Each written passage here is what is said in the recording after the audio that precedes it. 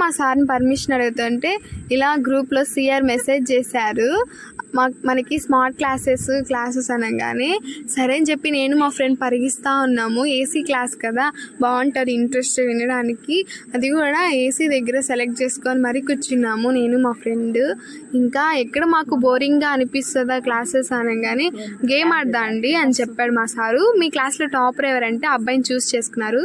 మీ కాలేజ్లో కూడా ఇంతేనా? Sir and students comedy moment ఏమైనా ఉంటే కామెంట్ చేయండి.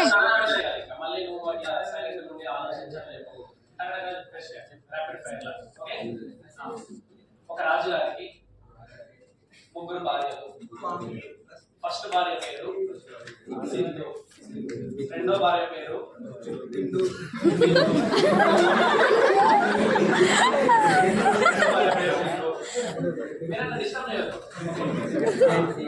మూడో భార్య